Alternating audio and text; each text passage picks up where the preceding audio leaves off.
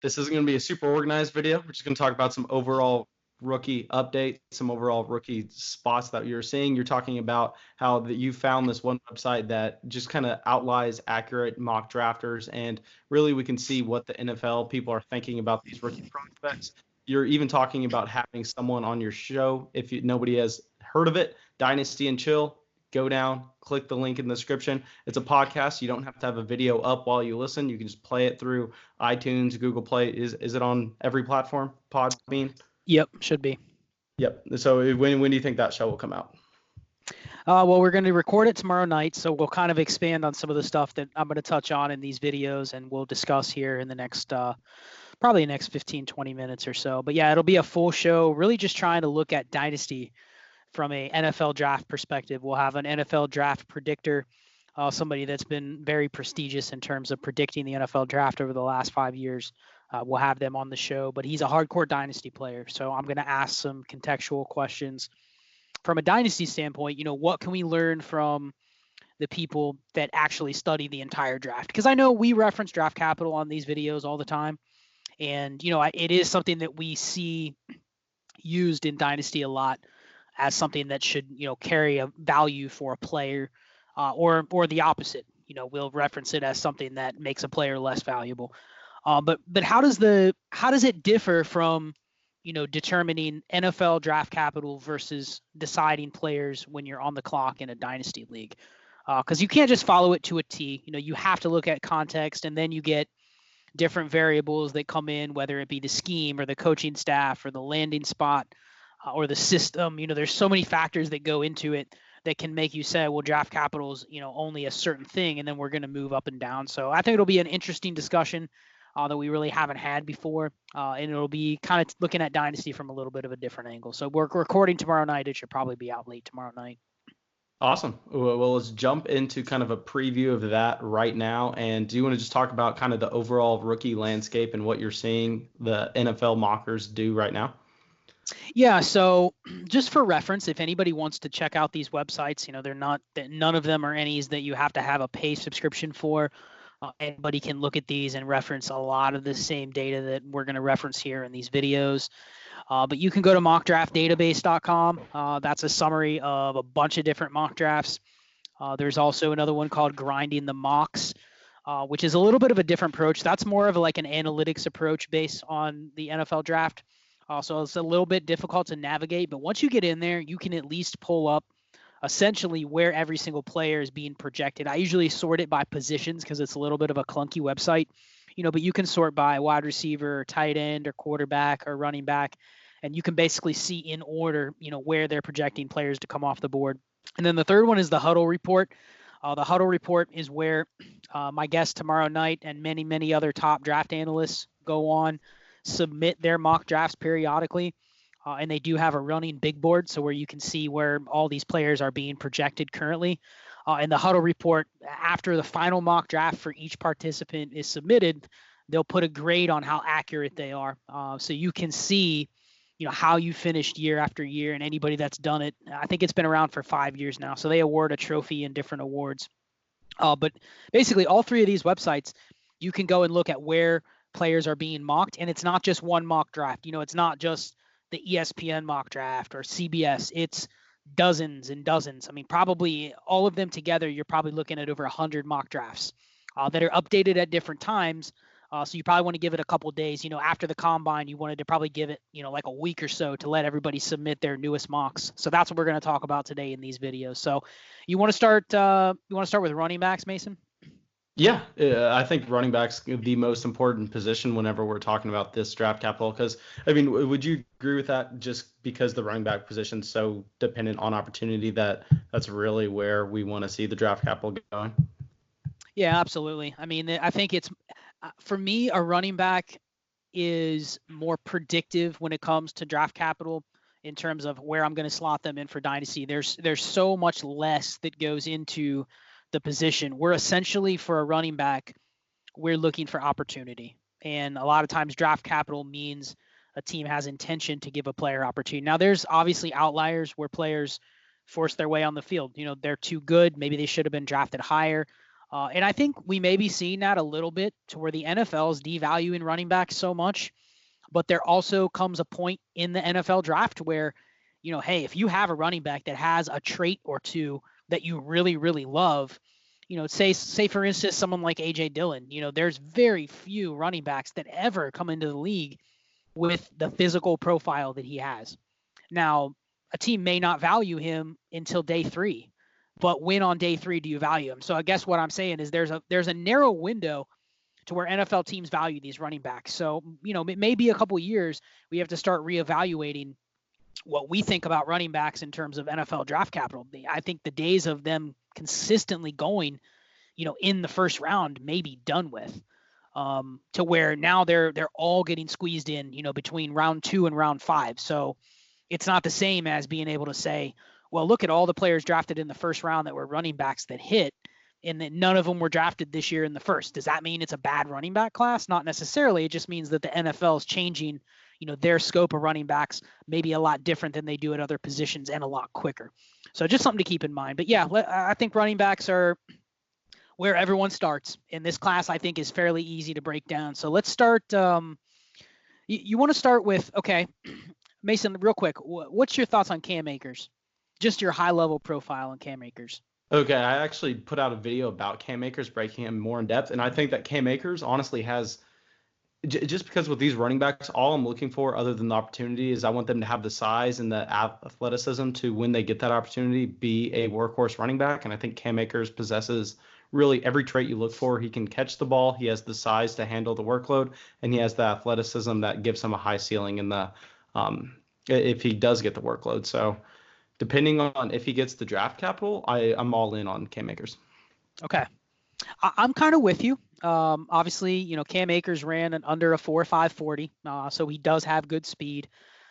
He tested above average in the other metrics at the combine. He has a BMI that's almost 31, and he was in the upper half in terms of the entire draft class in both the vertical jump and the broad jump. So overall, I mean, he's well above average compared to his peers when you look at his entire physical profile. So here's my takeaway.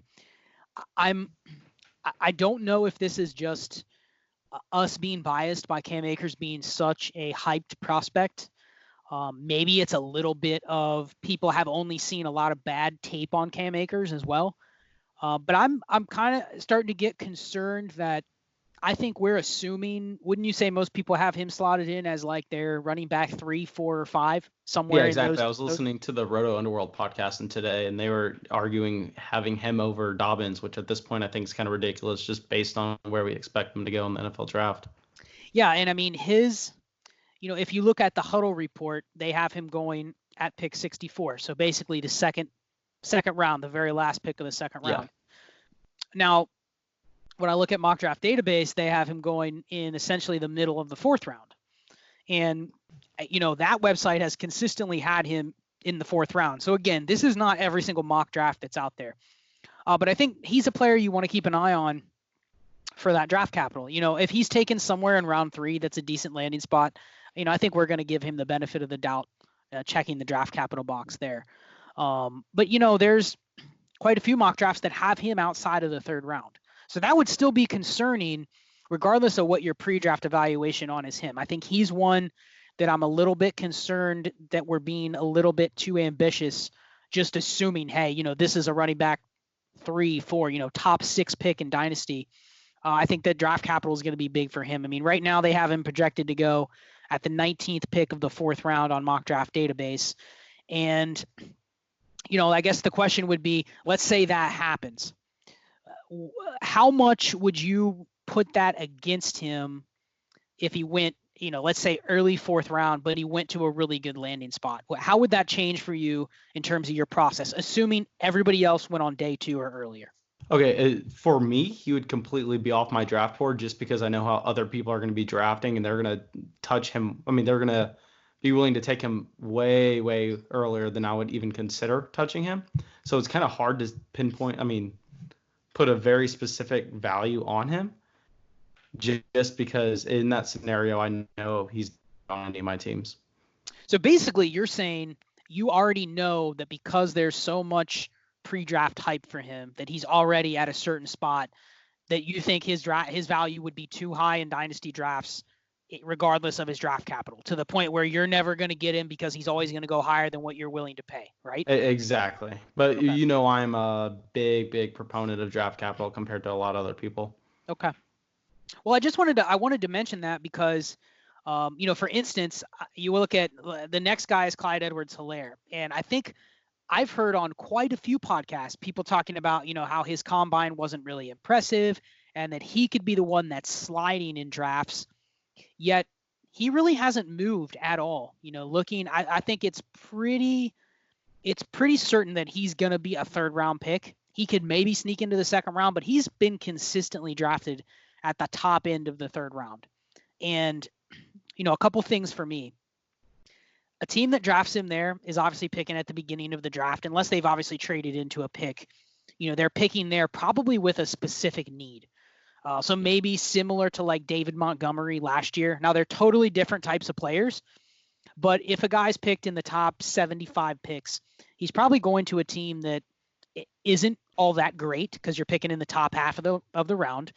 But that's the range where you may not think he's worthy of, a top 70 pick, but you may not have any other picks. So it's almost like if you want to get one of those running backs that has day 2 draft capital, especially with this class where there really isn't a lot of options. You look at this draft, right now there's only 8 running backs projected to even be drafted in the top 150 picks or so. So I think teams, even in that range, they may reach a little bit on a player like Clyde Edwards-Hilaire. So I think if he went, even if he's the 4th running back off the board, would you consider putting him, and maybe this is landing spot dependent, would you consider putting him inside your top 3 over one of the other guys if he lands in a spot with like ample opportunity where let's say for instance, I'm trying to think of a good example in that range. Let's say for instance he goes to like Miami in the 3rd round, to where he's going to be on the field a lot and potentially could catch a lot of passes. Would you bump him up specifically because of his profile, kind of being a niche profile that gets that draft capital? I'm sorry, bump him up compared to what other profile? Well, like considering that his profile is probably a guy he's going to do a lot of his fantasy damage in the receiving game. And if he's drafted in the 3rd round, because he doesn't check the boxes in a lot of different categories. If you're actually looking for, a physical early down running back that you can expect to be, in the game 80% or more of the snaps. But I think he excels in the receiving game more than anybody else in this class, probably at the position. So if he gets drafted, to me, what I'm saying is if he's drafted in the early 3rd round and he goes to a place where I know he's going to have immediate opportunity, to me, I may even consider bumping him up a little bit, against some guys that got drafted a little bit higher, just based on, okay, he didn't check all the boxes coming into the draft and he still hit the draft capital metric. Does that make sense? That does. So you're basically saying just because he gets that draft capital, he's going to get the opportunity where even though he may lack that special ability, and then so he's going to be able to shine catching passes? Yeah, exactly. Okay. Like for instance, someone like J.K. Dobbins. Right now, J.K. Dobbins is projected to go end of the 2nd round. So if you're looking at end of the 2nd round, he may land with a team that, let's say he ends up going to the Steelers or something like that. I mean, I've seen people mention J.K. Dobbins going to the Steelers. If he went to the Steelers, even if he got that 2nd round draft capital, to me, I'm pushing over a 3rd round Clyde Edwards-Hilaire over J.K. Dobbins, even if he checks the draft capital box, because you never know. So I think he's going to be more landing spot dependent, because I think he's probably going to go in the top 2 rounds, most likely. But I think he's going to be a lot more landing spot dependent, where Clyde Edwards-Hilaire, if a team drafts him in the early 3rd round or the late 2nd, I know what they're drafting him for, and I know why they're doing it. They're doing it specifically to get him the ball in the receiving game. So that was kind of my question, is like, do you think they flip-flop, or do you think that you hold one's draft capital a little bit higher regard than the other? I would say that traditionally, like if we were just talking about these guys in a vacuum, maybe. But if we're specifically mentioning Clyde Edwards-Hilaire, I think that the NFL tends to just give a premium draft capital to the players who are on the national stage. So with LSU, him being a part of that LSU team, I think the draft capital is kind of locked in for him. You know what I mean? So at Yeah. this point, I'm expecting him to get that early third round draft capital at the latest, just because he checks the minimum amount of boxes for his position, and with him being on that stage, I don't see a team really passing him up, if that makes sense. No, it does. It does. So basically, you're already banking on it that he's going to be picked somewhere in the range that already makes him viable for a high draft pick in dynasty leagues, right? Exactly. Whenever I'm evaluating him as of right now, I'm baking in the price that I think he's having David Montgomery type draft capital or better. That's in his evaluation for me as of today. Okay. Well, I think that's the consensus. I think most people expect these top 5 running backs to all have the round 3 or better draft capital. So now it's just a matter of once we get those landing spots, that's going to probably weigh a lot more for me, other than Clyde Edwards-Hilaire. I don't think there's any way, and this may not be a popular take, I don't care where he lands. I don't think there's a way that I could ever put him any higher than, say, running back 2 in the class. And that's the absolute peak. Definitely. I mean, doesn't matter.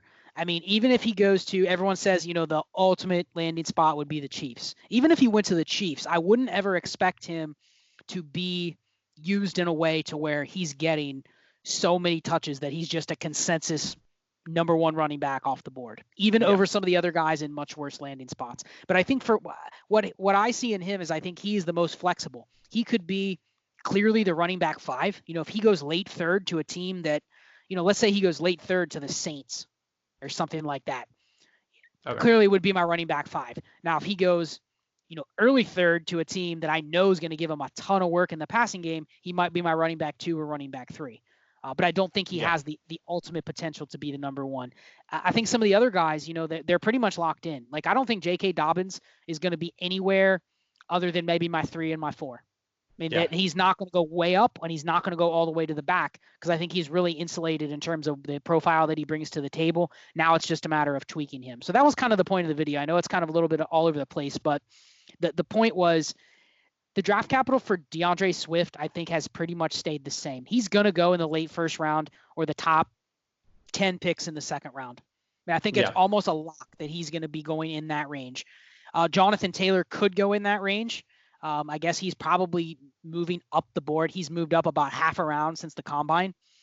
But after that, where are people mocking him to go right now? So right now, if I look at Jonathan Taylor, he is on Mock Draft Database, he is at the 208. And in this one, that Nick Chubb range? Yeah. And then in this one, he is projected to go actually at the end of the first, 1.28. So, and that he was always in the range of like the mid to late second before the combine, but I think the combine has probably had some people moving him up significantly just based on his comparables, that we talked about last week. So, yeah, I think he's pretty much locked into that range, which, some of them are good landing spots, some of them are bad. What would be your thoughts on if he landed with the Chargers in the second? I think that would limit his ceiling. I mean, just because, specifically with Jonathan Taylor, the one downfall of what people at least are saying of him, I don't know if it's true, is that he's limited in the passing game. And if he goes to a spot with a specifically a great passing down running back, that could obviously limit him to 2 down workload. But I mean, that's exactly what I said whenever I broke him down with the guy from the Discord, where I think that if he does land in a spot, what you want to see is it doesn't matter what their running back situation is. If he lands, obviously this isn't going to happen, but say he landed in a spot with like a Sony Michel or already had a established early down running back, I think he supplants them no problem. You just can't see him land in a spot that has a good third down running back. Yeah, I agree with that. I mean, if you actually look at the 2 places he's being mocked right now, this one draft has him going 1.28 to Baltimore. That would be crazy. No, that's what I said. I said if he got drafted there would only, I counted down, I think there would be 3 or 4 running backs I wanted ahead of him in Dynasty. Yeah, but I think he would immediately smash right away. I mean, it would be, it clearly would be the 101, and I almost would put him 101 in any format. Even like a 14-team super flex, I might almost push him to the 101 in that. Yeah. The other one was they have him going at the 208, which would be the Cardinals. So that would be interesting. I I would love that as Yeah, well. I mean, the way that the running backs have produced there over the last couple of years, it's almost like he would have a really good floor. You don't know what the ceiling would be given the way they use their running backs in the passing game.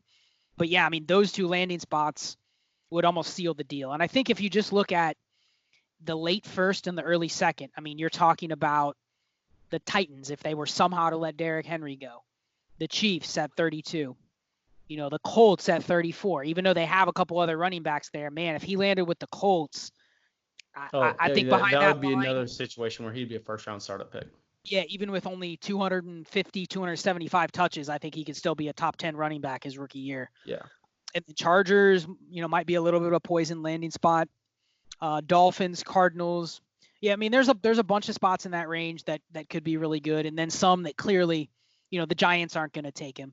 The Bengals Yeah, exactly. probably. No, that's what whenever I broke down Swift and Taylor, that's exactly what I said. That late first, early second round range, it looks like they're only good landing spots for the teams that you could realistically see taking them.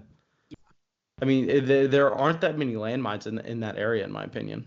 Yeah, and there's teams in there that I can say confidently the Bengals wouldn't take him, the Giants wouldn't take him, the Panthers wouldn't take him. So that eliminates, basically 3 of the top 6 teams in the early second round they're not going to take him. They may take a running back, but it's going to be, mid to late day 3, those teams probably. So yeah, there's a lot of good landing spots in there. Seattle's another interesting one that I think maybe they're a team that could draft a running back way before anybody expects, and yeah, now I would hate that, but yeah, that would be really it could happen for Dynasty, because I mean, what do you do at that point? You can't even trust draft capital that the job's going to get handed over if somebody goes there. So yeah. there really wasn't any others I want to talk about. AJ Dillon did move up in some mock drafts. He's now being mocked like in the 4th, early 5th round, which I think is encouraging. But man, I before we finish, let me get your thoughts on him, because I think that's a player that someone is always going to be chasing him a lot more than I'm ever going to be. I don't see myself getting a lot of shares. How about you? Scott, literally the day after we recorded the rookie running back video, I held like a mock draft for the Discord channel. I'm pretty sure someone took him at about, I think, 107. Wow. But, yeah. So I already know that that's going to be another running back unless he lands, unless something. And then I got the hypothetical question, which obviously it's just an unreal situation. If he went to the Titans in the 2nd round and they let go of Derrick Henry, which would never happen. And in that one scenario, where am I drafting him? And I said something like, I think he would slide into be a late. He would be right at the very end of that tier 2 of running backs, like with the Cam Akers and Clyde Edwards-Hilaire. But that's not going to happen. People are going to be a lot more excited about him than I am, and I'm not going to end up with him anywhere. Oh yeah, totally. I mean, in that, again, that's where we would have to adjust our process. If one of these guys somehow goes in the 2nd round that we're not expecting, then there goes that idea that it's a clear tier 5 and nobody else. I would have to adjust. Now, would I still put him behind the other 5? Probably. But yeah, I mean, I think that's still the thing that's stuck after the combine, and I don't think it's going to change, is we're only going to have 5 running backs at most that get drafted in the first 3 rounds. I'm fairly confident in saying that. I guess you could see a guy like Antonio Gibson maybe go in the late 3rd, but right now he's not a running back. He's still a receiver. So, I think this is a class where we did a mock the other night, just before we end the video. We did a mock the other night on the Big Knowledge Football podcast. I posted it in the Discord, and there was a couple of us, 4 of us on there that did a mock, and the running backs went boom, boom, boom. Is a super flex tight end premium 4-round mock draft, and the running backs were gone by the 108. And then it was the next round and a half. The chatter was, well, I don't really want to take a running back. But no doubt it happened. You saw AJ Dillon, you saw Zach Moss, you saw Keyshawn Vaughn, you saw all those guys go off before the 2nd round ended. And I think that's what we're going to see. People are just by default going to push. Because it's kind of like muscle memory. I mean, you see a running back stay on the board for that long, you just feel like, oh, he's the best available running back, and he's been there for the past 8 picks. Like, you got to take him. It's value at this point, Yep, and I think one of the things I said on there, last thing, because I'm sure we'll do more videos with this same type of strategy in the next month before the draft. But if you're sitting on the clock and you're even thinking about drafting a running back that has not hit these draft capital points, being drafted in the top 3 rounds, shop the pick. Before you draft Zach Moss in the middle of the 2nd round, just because he's the 6th running back off the board and he goes to a decent landing spot, shop the pick to see what kind of running back you can actually get in a trade. You may be able to get somebody you never thought, because you never know. The owner might be thinking that they're trying to get off of that player, and you may be able to trade for some veteran running backs at a lot cheaper price. That might be a better alternative than actually wasting a pick or, reaching on one just because of need.